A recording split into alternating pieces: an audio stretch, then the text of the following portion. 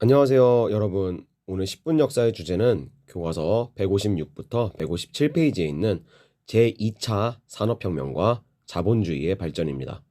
영국에서 시작된 산업혁명은 전 유럽으로 확산되면서 다양한 변화들을 만들어냅니다.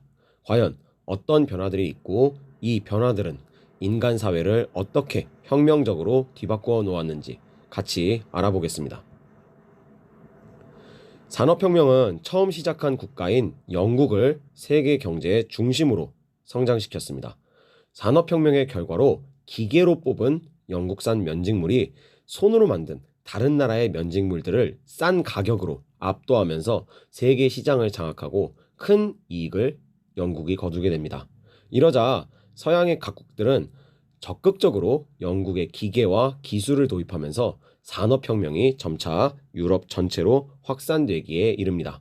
영국과 가까운 순으로 점차 파도처럼 산업혁명의 확산이 일어나고 유럽 전역에 각종 공장과 광산들이 세워지게 됩니다.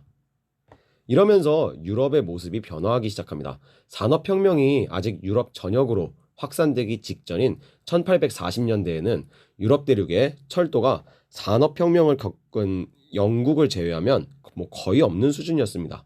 하지만 유럽 전역으로 산업혁명이 확산되면서 불과 40년 후인 1880년대에는 유럽 전역에 거미줄 같은 철도망이 건설되어서 물자 수송이 원활해졌습니다. 또한 산업혁명에 필요한 자원인 철과 석탄을 채굴하기 위한 광산 경영이 활발해지는 등 유럽의 본격적인 산업화가 진전되었습니다. 이렇게 산업혁명이 퍼져나간 19세기 후반, 1800년대 후반에는 다양한 분야에서의 발명이 일어나게 됩니다. 우선 1876년 미국의 알렉산더 그레이엄 벨에 의해서 소리를 전기 신호로 바꾸어서 전선을 통해 전달할 수 있는 기계, 즉 전화가 발명되어서 인간의 통신 수단에 혁신적인 변화를 가져왔고 1858년 비록 당장 성공적이지는 않았습니다만 유럽과 아메리카에 있는 대서양 해적 케이블이 설치되어서 대륙 간의 전화로 소통이 가능해졌습니다. 또한 1879년 미국의 에디슨에 의해서 전기로 불을 밝히는 전구가 사용되어서 인류는 더 이상 어두운 밤을 두려워하지 않을 수 있게 되었고 1896년에는 이탈리아의 마르코니에 의해서 무선으로 전기 신호를 방출해서 서로 소통할 수 있는 무선 전신이 실용화됩니다. 이렇게 다양한 발명품들이 쏟아지는데 이러한 발명품들의 공통점이 바로 전기의 이용입니다. 19세기 후반에는 이렇게 새로운 동력으로 전기가 사용되기 시작합니다. 또한 석탄과 함께 석유를 사용하면서 기계를 움직이는 엔진에도 혁신이 일어납니다. 엔진은 크게 내연기관과 외연기관 이렇게 나눌 수가 있는데 외연기관은 외부에 설치된 연소 장치에서 연료를 연소시켜서 태워서 얻은 열 에너지로 매개 물질, 예를 들어서 물 같은 거를 끓이고 가열을 하고 그 가열된 매개 물질이 팽창하는 데서 발생한 압력으로 기계를 작동시키는 형태의 기관입니다. 갑자기 과학 수업이 됐네요. 하여튼 대표적으로 석탄으로 물을 끓여서 팽창시켜서 에너지를 얻는 증기기관이 이러한 외연기관의 대표적인 예시가 되겠습니다. 이 외연기관은 아무 연료라도 쓰레기든 나무든 뭐든 불만 붙으면 연료로 쓸 수 있다는 장점이 있지만 단점은 따로 외부에 연소 장치를 설치를 해야 되므로 기관의 전체적인 크기가 클 수밖에 없다는 게 단점이었습니다. 그런데 액체 상태의 연료인 석유가 등장을 하면서 연료를 내부의 실린더 혹은 연소실 등에서 여기서 태워서 연소를 시켜서 동력을 얻는 기관인 내연기관이 등장을 하였으며 이 내연기관은 따로 연소 장치를 설치하지 않아도 되기 때문에 엔진의 크기를 축소시킬 수 있다는, 줄일 수 있다는 점이 장점입니다. 그러면서 축소된 엔진을 통해서 증기기관차보다 소형화된 석유를 활용한 교통수단이 등장하였으니 그것이 바로 자동차의 발명입니다. 이러한 발명들에 힘입어서 19세기 후반에는 철강, 기계, 석유화학 등 무거운 것들을 생산하는 중공업 부분에 새로운 산업 분야들이 성장했는데 이를 제2차 산업혁명이라 합니다.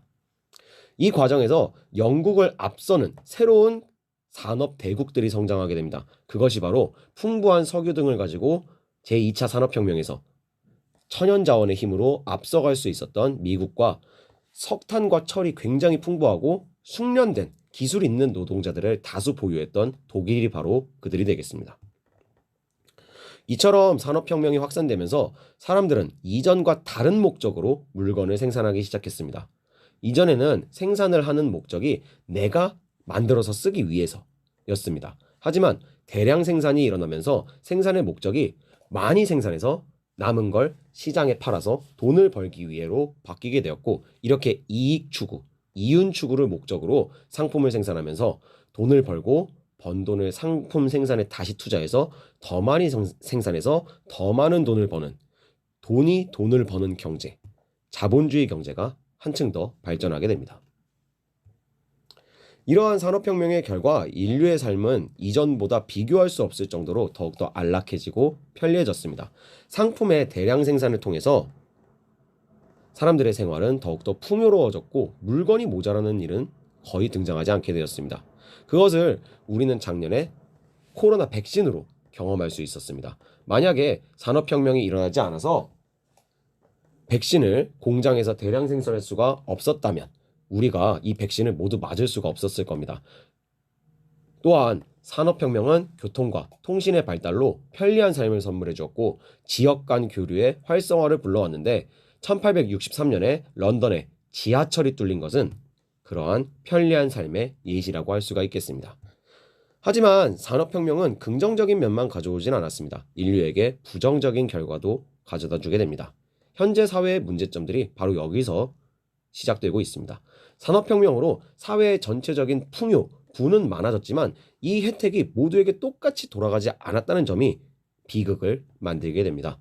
그러면서 부자들은 공장 같은 생산시설을 자기 재산으로 자기가 직접 보유해서 돈, 즉 자본을 투자해서 상품을 생산하고 더 큰 자본을 벌어서 다시 투자하는 것의 반복을 통해서 끊임없이 자본과 부를 늘려가서 자본을 갖춘 사람, 자본가가 되는 한편 생산시설을 보유하지 못한 가난한 사람들은 생산시설이 없으니까 자본가의 생산시설에서 일을 하면서 임금을 받아 월급을 받아서 생활하는 노동자가 될 수밖에 없었습니다. 이때 월급, 임금이 높으면은 자본가가 자신의 이익을 많이 나누어 주어야 되는 것이기 때문에 자본가들은 항상 필수적인 월급, 임금만을 주었으며 또한 공장에 한정된 일자리 때문에 거리에는 일자리를 구하지 못한 실업자들이 넘쳐났기 때문에 임금 인상, 나 좀 더 달라 이렇게 요구했다가는 쫓겨나고 다른 사람이 들어오기 일쑤였습니다.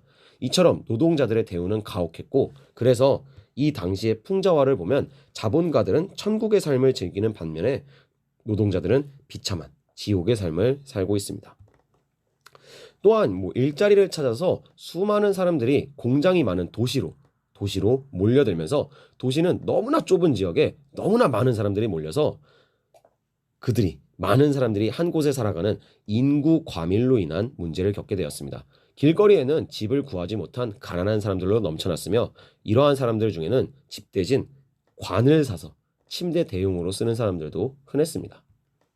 또한 너무 많은 사람이 한 곳에 몰려 살면서 나오는 대량의 쓰레기 등으로 환경오염이 굉장히 심각해졌으며 도시에서 살아가기 위해서는 돈이 많이 필요하니까 집안에 4살, 5살짜리 애들도 공장에 나와서 일을 하는 비인간적인 아동 노동이 벌어지기도 했습니다. 이러한 지옥 같은 현실에 분노한 노동자들은 산업혁명과 자본주의 경제에 저항하기 시작했습니다. 어떤 사람들은 자신들의 비참한 삶의 원인을 이 기계의 등장에서 찾았습니다. 그들은 기계가 등장해서 수십 명만큼의 일을 하기 때문에 그 수십 명이 일자리를 잃고 쫓겨나게 되었고 그것이 자신들의 가난과 실업의 원인이라고 생각했습니다. 그래서 그들은 자신들을 비참한 삶으로 쫓아낸 원흉인 기계를 파괴하는 운동, 그것을 벌이게 되니 이것이 바로 영국에서 러드라는 기계 파괴자를 따르는 운동, 러다이트 운동입니다. 또 어떤 사람들은 공장에서의 비참한 삶을 개선하려고 노력했습니다. 이들은 서로의 단결을 통해서 노동자들의 단체를 만들고 다 같이 단결해서 파업과 시위 등을 벌여서 노동에 대한 정당한 대가와 노동 조건의 개선을 요구하였습니다. 이렇게 노동자들의 이익을 보호하기 위해서 그들 스스로 단결한 단체가 바로 노동조합의 등장입니다. 마지막으로 어떤 사람들은 자신들의 비참한 삶의 원인을 곰곰이 분석합니다. 그리고 그들은 다른 무엇도 아닌 자본주의 경제 체제가 원인이라고 진단하게 됩니다.